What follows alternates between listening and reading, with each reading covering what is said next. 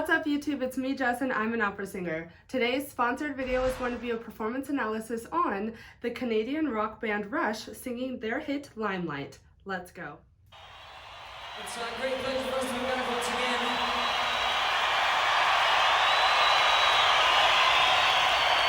We've got a lot of things to do for you this evening. A lot of things from our Moving Pictures album. Right now we'd like to do one of those songs. This is Living in the Limelight.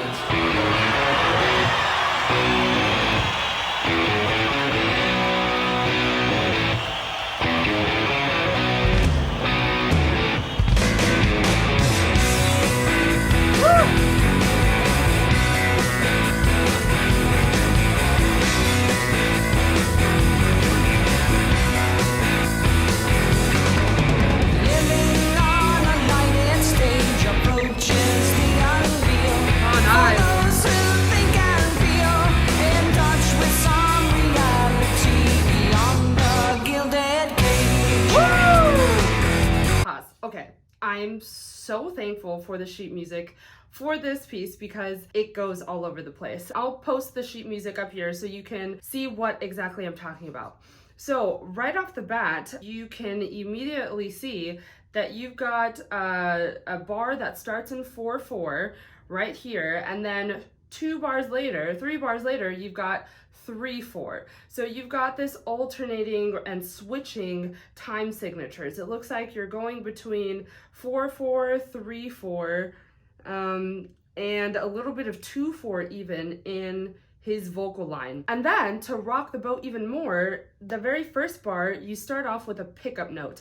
That first note that you see in the bass is, to me, that 8th note is a pickup note. That pickup note just leads right into more 8th notes, which then kind of give this really forward drive move, which is perfect because it forward drives into this beautiful big B major chord. What's also interesting is it looks like the 7th of the key is lowered, which would be Mixolydian mode. So you don't get that leading tone, that really crunchy urge to want to go and drive forward to the home note, which would be B in this case. In the regular key of B major, you have an A sharp. That A sharp is a half step lower than B, which gives this tension to want to resolve up to that B. So let's hear what that would sound like.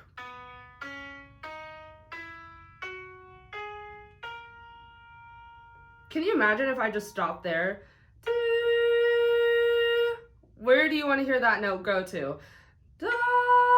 That's the raised 7th that is in the key signature of B major. However, they have chosen to lower that they have chosen to lower it even more by a half step.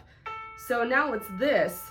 And what that does is it gives this sort of bluesy feel. You don't get that intense amount of tension to want to resolve up to that B. It's a little bit more of a relaxed sound. Love this. Okay, so moving on to the vocal line, you've got a lot of syncopation going on, meaning you've got a lot of stresses on the off beats or the ands of the main beat. What else is going on too is you've got a lot of time signature switching. So you're going back and forth between 3/4, 4/4, and 2/4. Mathematically, what helps me out, instead of thinking, oh, I've got 2 bars of 3, 1 bar of 4/4, another bar of, then a bar of 2/4, then 4/4, then 2/4, and then it all starts over again, kind of. What I like to think mathematically is to kind of group, let's say, the phrases and see what their similarities are.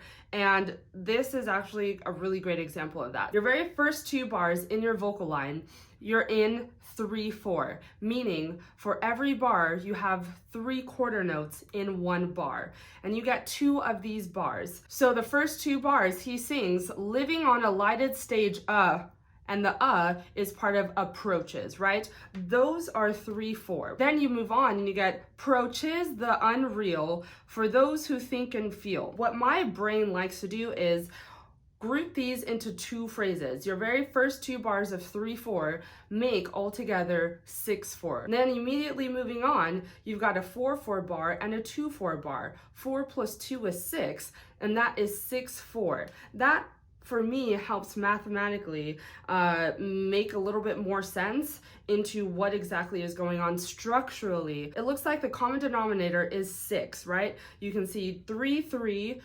6, 4, 2, 6, 4, 2, 6, 3, 3, 6. And then you end the phrase with 4, 4, and that just finishes out the phrase. When you really have a song with a lot of time signature shifting, it just requires a lot of math and a lot of concentration on the small details.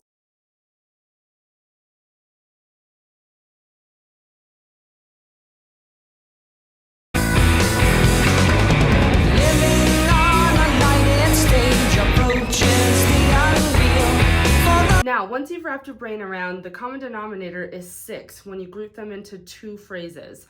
Then you've got to think, okay, I've got this syncopation going on. I've got some things going on the offbeat of the phrase. So in the very first bar, when he sings, it's 3/4, meaning you get 3 quarter notes in one bar. 1, 2, 3. 1, 2, 3. 1, 2, 3. The offbeats would be and, one, and one, and, right? So that gives a little bit of syncopation. So he is going, living on a lighted stage approaches the unreal, right? You're really emphasizing the and of the very first beat and the and of the very last beat. Living on a lighted stage approaches the unreal. Casting this unlikely role, ill-equipped to act within some vision tact. One must put up barriers to keep oneself intact. Living in the limelight, universal dream for those who wish to see. Woo! Okay, drummer.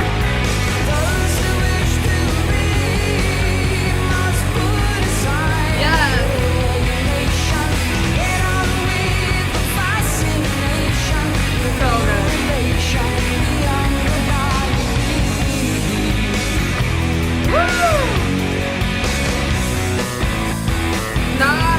Nice. Okay, let me pause here. Oh my goodness, there's just so much going on. Let's actually talk about Mr. Geddes' vocals. I really like his vocals. His voice is very clear and very light, and he's not doing too much hollering or he's not even doing too much. He's just singing his song and he's just telling his story.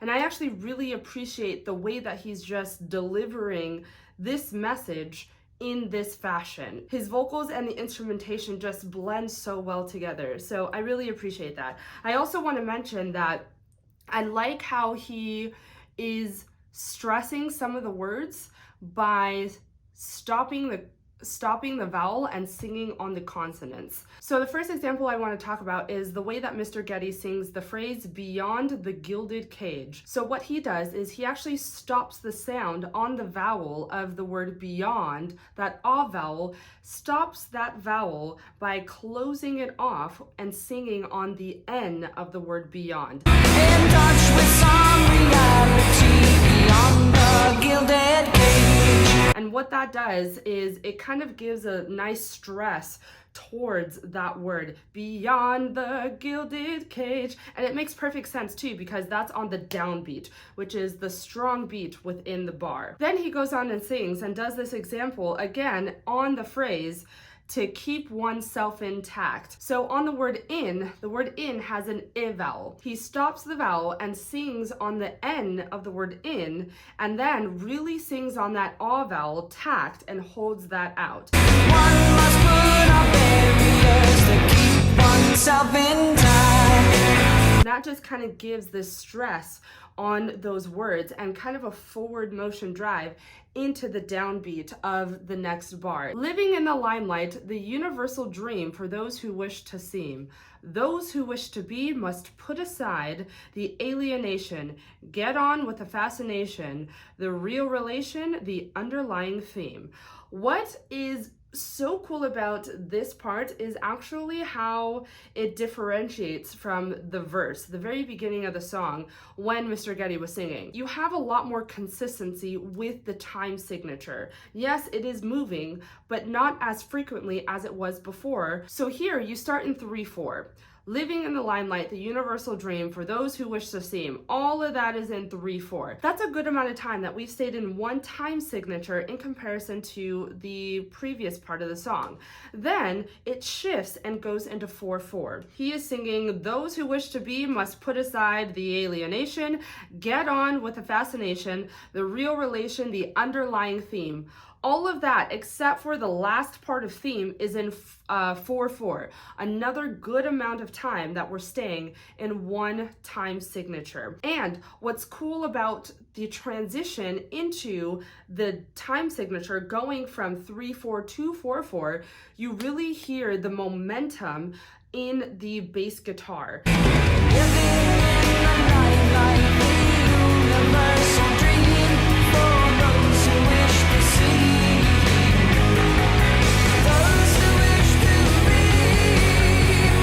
As it transitions, after he finishes singing Wish to Seem, you hear the bass guitarist pick up his sound by playing on the 8th note. So you really get 1 and 2 and 3 and 4 and 1 and 2 and 3 and 4 and 1 and 2 and 3 and 4 and 1 and 2 and 3 and 4 and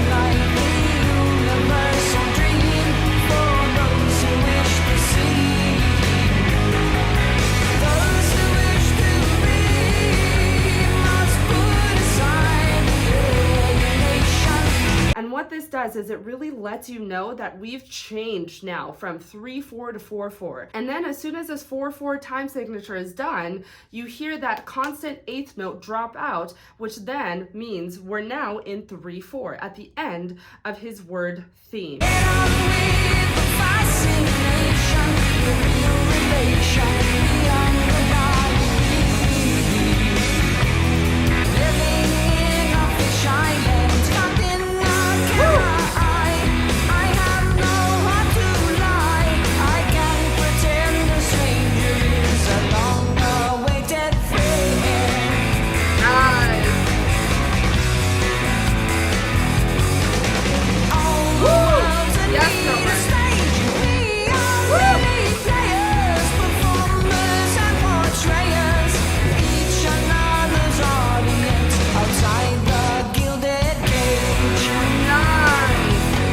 Okay, this is what we call strophic form. Basically, you take the same harmonic pattern, you take the same melodic structure, and you just repeat it all, but with different words, right? So he's repeating the same thing going on at the beginning of the song, but now just singing on different words. What is often done when going back to this, we'll call it A prime, is you can change the melodic line just a little bit, just to give some sort of differentiation between the two sections.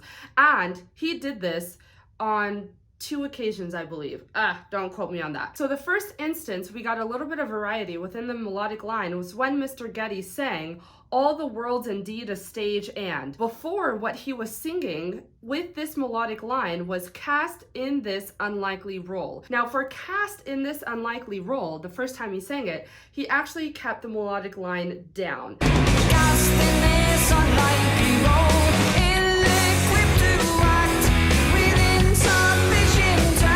Then when A prime came and he re-sang this part, but with different notes, he actually took it up super high.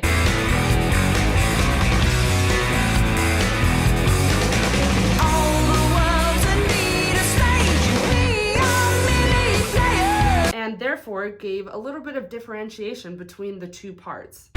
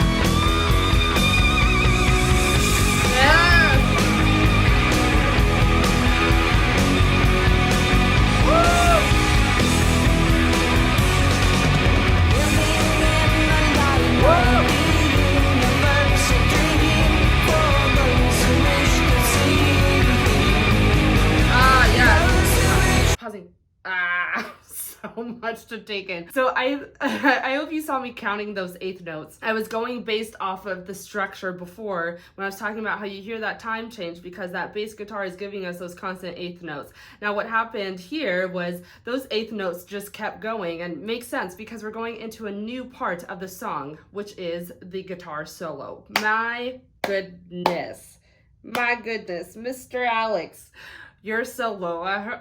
Did you see that meme mug and face? It was so good from the very start. So what he is using is that metal bar that you see sticking out of his guitar. For all of you that don't know, that is called a tremolo bar. It's also known as a whammy bar.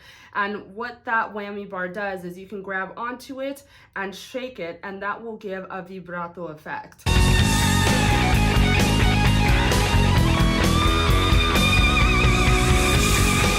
What that does is I can imagine that that could relieve a lot of stress and even pain on the player's hands. Excuse my ignorance, but I don't know what his strings are made of exactly, but typically bass guitars, electric guitars, their strings are made out of steel, nickel, some sort of metal, right? And those chords, those strings are very, very thick. You've got to have some pretty rough hands and some nice calluses built up to play at this level and to play very often. So having that little tremolo bar, if you want a vibrato effect without going like this for so long, you've got that tremolo bar that helps do that for you. Now, what is a cool feature about this part is Alex, the guitar solo, is using a looping effect to actually sustain that super high note at the latter end of his solo. And that allows him to continue playing a different solo part with that high note still sustaining while he gets to play another part.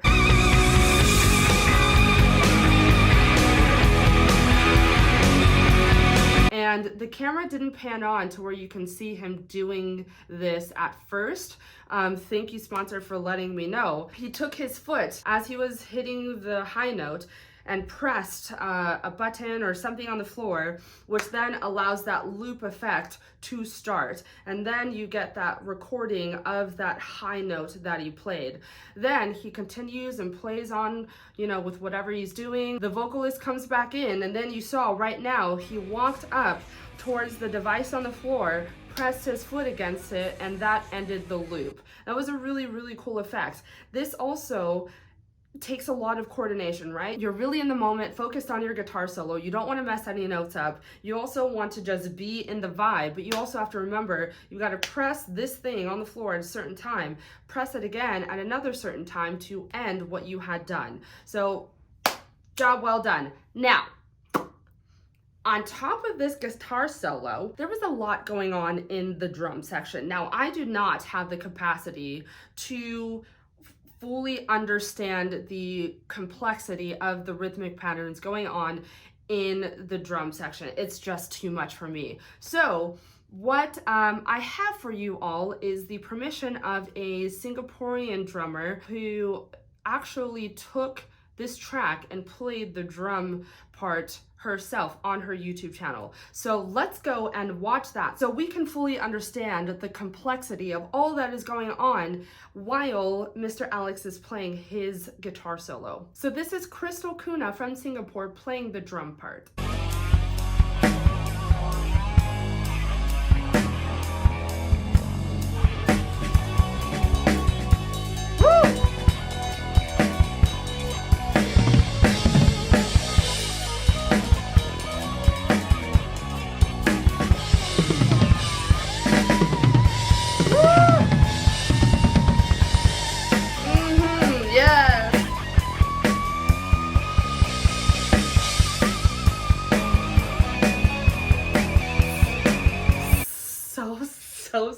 So good.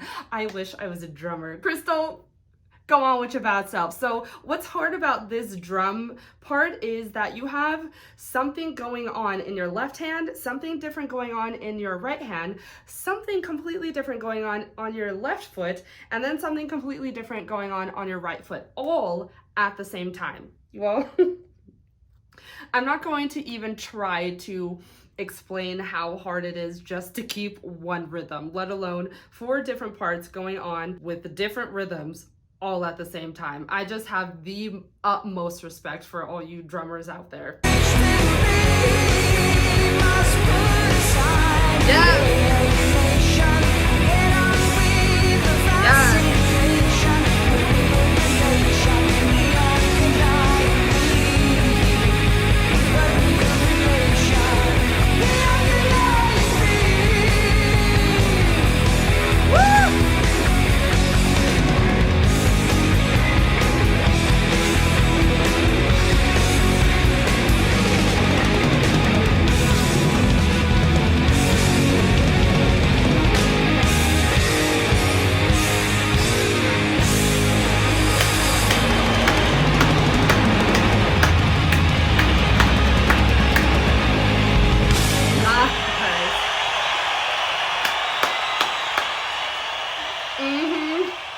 Man, that was so good. I am ashamed to say I've never heard of this band and I've never heard of this song, but I am so excited and so grateful that I was given the opportunity to learn about this band. Their musicianship is really good. I really respect the difficulty of this song. It's not easy at all. It really adds to your level of artistry and really helps you want to continue to learn. I have a lot of respect for people who do that and then master it. If you liked all that you saw, make sure you hit that subscribe button down below. Please comment down below if you've ever heard of this Canadian band, Rush.